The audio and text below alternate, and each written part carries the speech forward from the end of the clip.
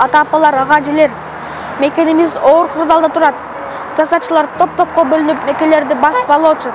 Биз бүгүн Иван Крыловдун тамсилинин анык кейпин кийип турабыз. Айланайын аталар, силер ушинтип бийликти талаш этсеңер, биз ата журтубузду жогото алабыз. Силерден тизе бүгүп, ийилип суранам. Ойлонуңла аталар. Эседиге келгиле, дүйнө элине уят болбойлу. Мендей болгон балдарыңардын келечегин кыят чаппагыла.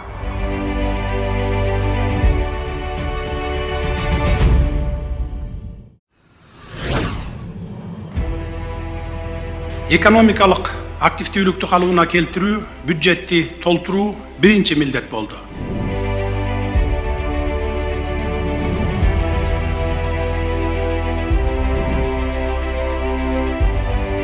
Эки миң жыйырманчы жылы тезинен бюджетти толтуруу, социалдык милдеттерди аткаруу керек болду. Ошондуктан 29 октябрда эч коркпостон экономикалык амнистия жарыялады.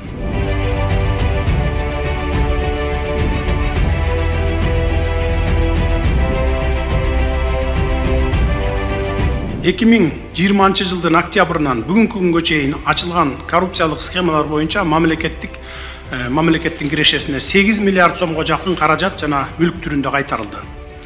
Жогорку кызматтагы аткаминерлер, сот жана укук коргоо органдарынын өкүлдөрү камакка алынды, жоопкерчиликке тартылды.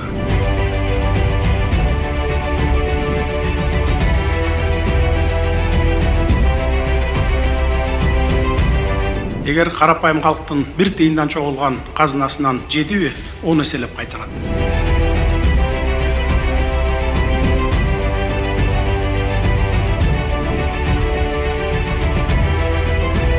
Камсыздандыруу төгүмдөрүнүн тарифтери 2022-2024 жылга чейин 3 жылдык мөөнөткө жумуш берүүчүгө 17,5%дан жумушчунун санына жараша 4%га чейин кыскарды.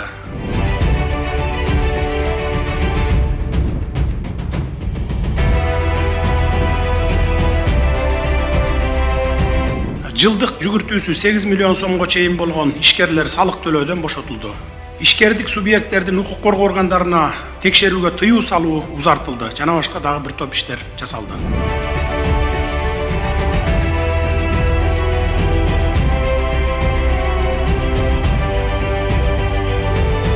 Өздөрүндө жок болсо аналар кантип элге жеңилдетилген насыяларды бере алат эле. Эч андай мүмкүнчүлүктөрү жок экен. Азыр бизде 3 банкыбыз бар, мамлекеттик банк. РСК, Айыл банк жана Керемет банктары. Быйыл ушул банктардын уставдык капиталы көбөйтүлдү.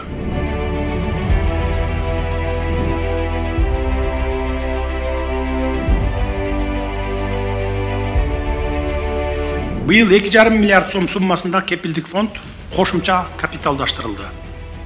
Азыр анын уставдык капиталы 6,6 миллиард сомду түздү.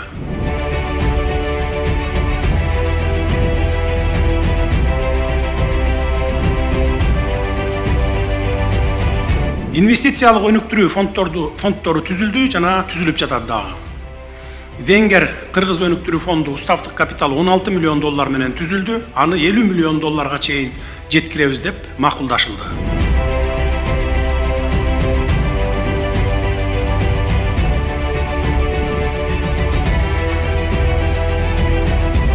Өзбек Кыргыз өнүктүрүү фондунун уставдык капиталы 50 миллион доллар менен түзүлүп, буюрса муну дагы 200 миллионго чейин чыгарабыз деп сүйлөшүлдү, кол алышылды. Кыргыз-Түркмөн өнүктүрүү фондунун уставдык капиталы 100 миллион доллар менен түзүү маселеси иштелип чыгып атат, бүгүн сүйлөшүүлөр жүрүп атат, буюрса келерки жылы бул дагы ачылып калат. Түрк мамлекеттер уюмунун инвестициялык фондун түзүү жөнүндө маселе иштелип чыгууда, уставдык капиталы мунун 443 миллион доллар болот деп сүйлөшүп жатабыз. Кыргыз-Азербайжан жана Кыргыз-Түрк өнүктүрүү фонддорун түзүү боюнча маселелер дагы иштелип чыгууда.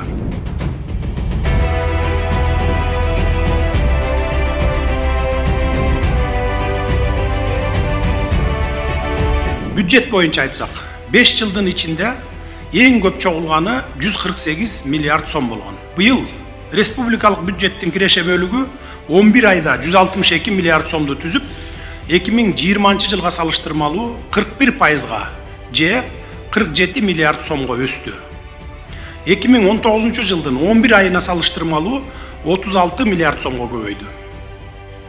Биз быйыл бюджеттик көрсөткүчтөргө пандемия жок мезгилдеги көрсөткүчтөрдөн бир топ жакшы жетишкендиктерге чыга алдык. Биз жаңы салык ойлоп тапкан жокпуз. Биз башкарууну өзгөртүп, фискалдаштырууну күчөтүп, коррупцияны кыскартып, кошумча акча каражаттарын таптык.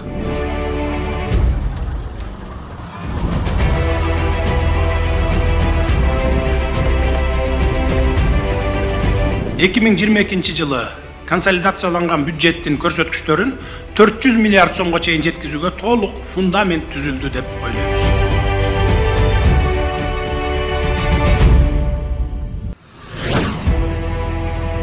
Энергетика тармагындагы абал катастрофалык кырдаалга кептелип, 137 миллиард сом, 1,5 миллиард доллардын тегерегинде карызы бар экен.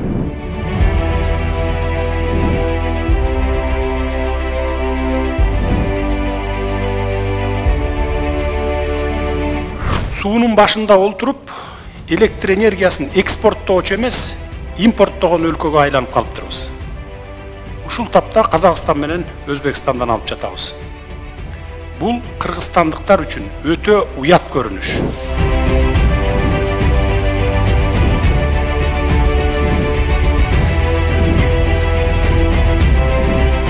Энергетика тармагын сактап калууга тийишпиз. Аны сактап калуу үчүн көптөн бери топтолуп, бирок чечилбей келген көйгөйлөрдү чечүүнү ниет кылып, биз чечкиндүү аракеттердин баарына барууга даярбыз.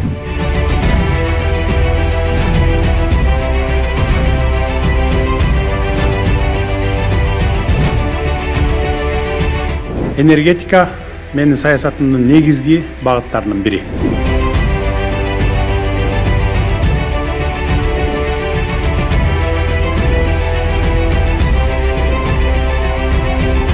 ГЭСтерди салууга, долбоорлорду ишке ашырууга жер бөлүп берүү маселеси жеңилдетилди. ГЭСтерди салуу тармагындагы жабдууларды жана техникаларды импорттоодо кошумча нарк салыгын төлөө милдеттенмесинен бошотулду.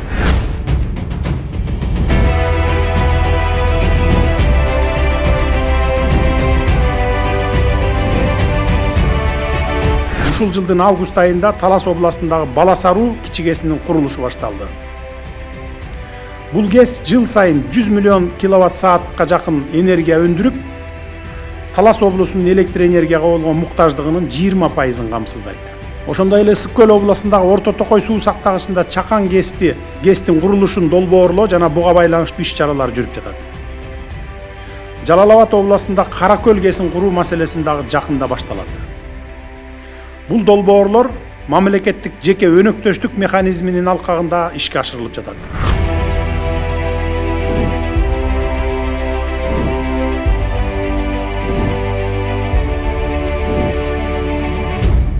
Баласаруу ГЭСинин курулушу мамлекеттик генерациялык кубаттуулуктарды жогорулатуу үчүн чоң дем берет. Ошондой эле Кыргыз Республикасынын социалдык экономикалык өнүгүүсү үчүн жагымдуу шарттарды түзөт деп бекем ишенем.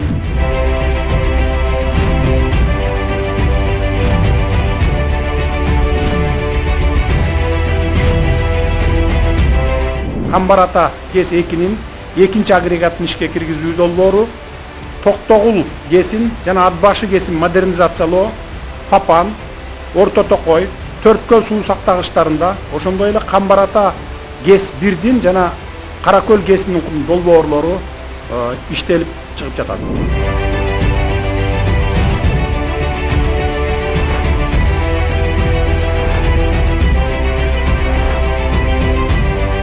Мындан кийин энергетика тармагынын туруктуу иштеши жана өнүгүүсү боюнча кечиктирилгис чаралар көрүлөт.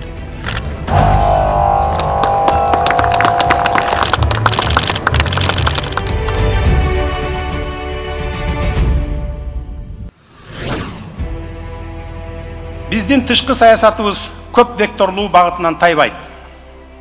Эгемен Кыргызстан, Америка, Европанын жана Азиянын мамлекеттери менен өз ара урматтоонун негизинде кеңири кызматташууга умтулат.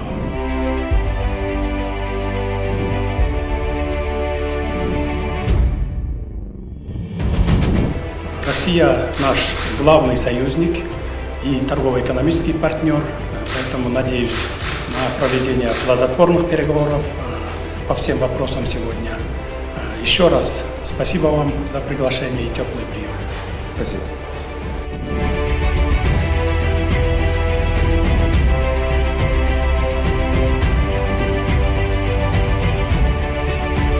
Кыргызстан бир тууган Казакстан менен болгон мыкты мамилелерди ар дайым жогору баалап келген жана мындан ары да тыгыз кызматташтыкты уланта берет деп ишендирип кетем.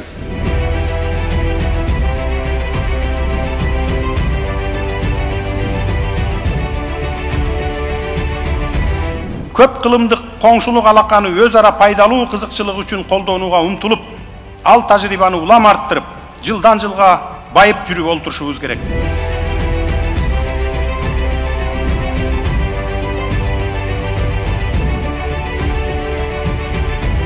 Кыргызстан бир тууган Өзбекстан менен мамилелердин жогорку деңгээлине ар дайым өзгөчө маани берип келгендигин жана түзүлгөн тыгыз кызматташтыкты бекемдөөгө жана тереңдетүүгө даяр экендигин белгилейм.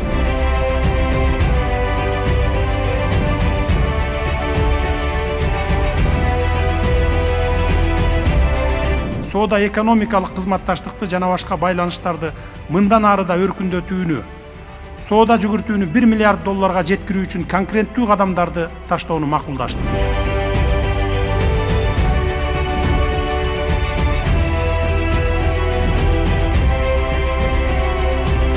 Бул өлкөлөр менен тамырыбыз менен тарыхыбыз жалпы, тагдырыбыз дагы жалпы.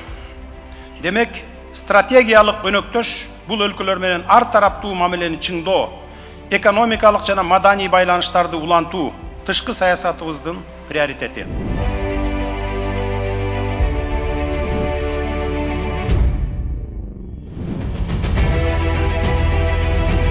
Түрк инвестициялык фондун Бишкек шаарында жайгаштырууну ылайык көрөбүз. Фондду Кыргызстандын борборунда жайгаштыруунун финансылык гана эмес, саясий да мааниси бар.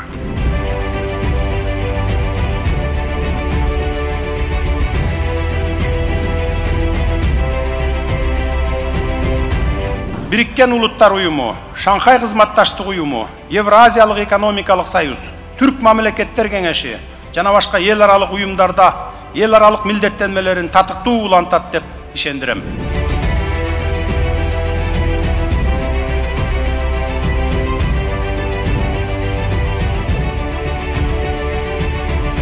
Узак жана кооз сүйлөгөндөрдүн доору өттү, максаттуу, ырааттуу жана натыйжалуу аракет кылууга убакыт келди.